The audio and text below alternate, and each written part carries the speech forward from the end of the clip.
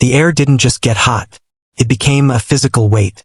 I was standing by the observation glass, feeling the deep thrum of the station's structural supports through the soles of my boots. It rattled my bones, made my teeth ache, and then the alarms began. Not one or two, they all screamed in perfect chaos. Red lights flashed so fast the room became a strobe of pure, uncontrolled adrenaline. And then he appeared, Elias Vance.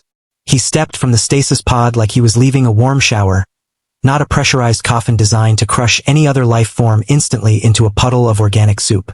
His feet hit the reinforced deck with a metallic groan that screamed in my skull, a sound I still hear if I close my eyes. But the terror didn't start with alarms. It started with the quiet, impossible realization forming in the main lab.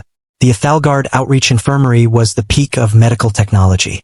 Senior analyst Kalen Zoe managed it with surgical precision, handling crystalline entities and multidimensional travelers as if it were nothing. We were used to the exotic. We were used to the impossible. And then the emergency shuttle arrived from the high-gravity sector. Through the pod glass, we saw a diagnostic spike beyond reason. Internal pressures were off the charts. Chemical composition instantly lethal to any known council species. Saul Prime, a Class 12 death world. Atmosphere like a liquid accelerant. Water laced with neurotoxins. A planet that bred apex predators just to survive a Tuesday. The pod hissed violently. The medical team moved with stasis fields ready. They expected a dying man, ready to perform the great transition chant to ease a soul into the next dimension. Elias Vance had other plans. He didn't wake. He surged. He stepped out with fluid, casual movements that caused multiple system failures. The machines could not process the data. His resting heart rate was a marathon runner's sprint. Sedatives potent enough to drop a tectonic grazer had no effect. He didn't even blink. He stood, tall, solid, radiating heat like a furnace.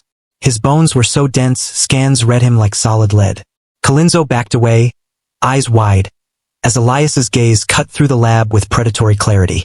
And then, in a voice like grinding tectonic plates, the apex predator from the ruined world asked for breakfast. A high-protein meal, as if he hadn't just shattered every law of biology in the room. We froze. He demolished a tray of synthetic protein meant to feed a small family for a week. And then it happened. The air didn't just vibrate, it shattered. Elias's torso buckled violently with a rhythmic force that made every monitor scream in unison.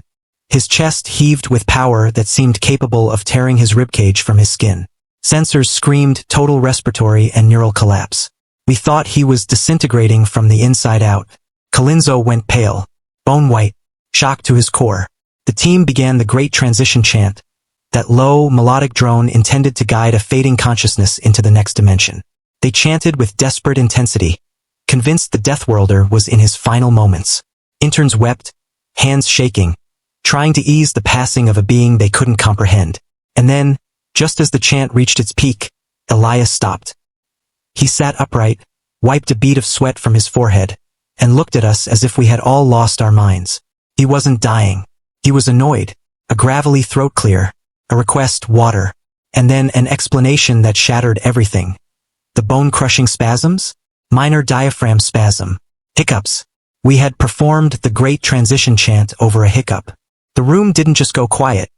It felt like the station's logic had been recalibrated. Colenso immediately ordered a lockdown, overhauling every single medical database to account for the impossible resilience of human biology. Half the staff would need therapy just to process what they had seen. Elias, unimpressed, stretched with a terrifying ripple of muscle, offered Colenso a handshake so strong it nearly dislocated the analyst's arm, and then walked away. I stood by the sensor feed, watching him enter civil space. A single man treating the universe's deadliest medical disasters like a mild inconvenience. Please follow my channel for more videos. One click from you can change my life.